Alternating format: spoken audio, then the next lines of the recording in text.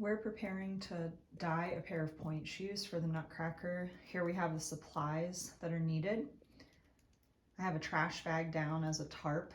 We're going to be dyeing the shoes in the basement because it's cold outside, but obviously this could be done in a garage or outdoors would be best. We have our tulip fabric spray paint, painter's tape, the Pointe shoes that are being dyed, and some old shopping bags.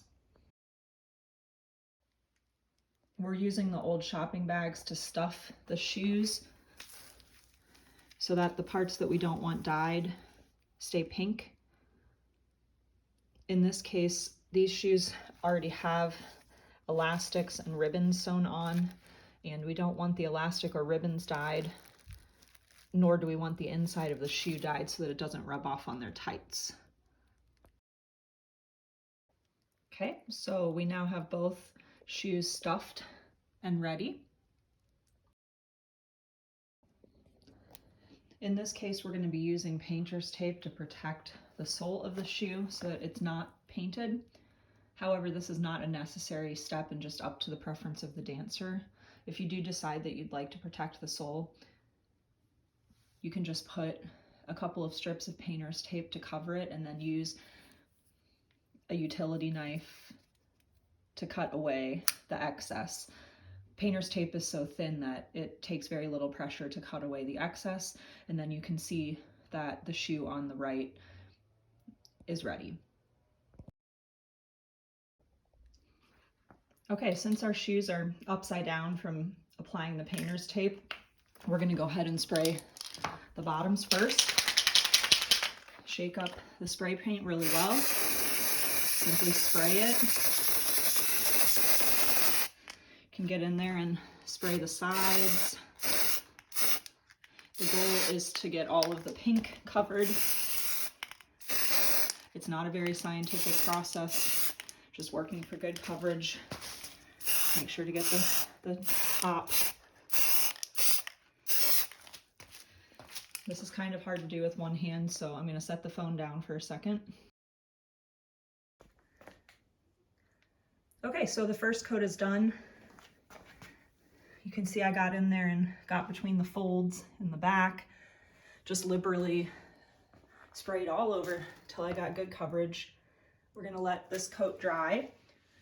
Depending on how it looks, I may do a second coat here on the bottom. And then once it's dry, we'll be ready to flip it over and do the top.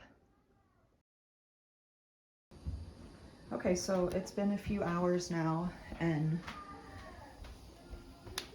that coat on the bottom is dry, so we're going to turn the shoes over and paint the other side. First, we're going to make sure that the elastics and ribbons are completely covered by the plastic to protect it, and then we're going to go ahead and spray this top side as well. Okay, so we've finished spraying the top side of the shoes. You can be as generous as you'd like with the paint because it's fabric paint. It's not going to hurt your Pointe shoes.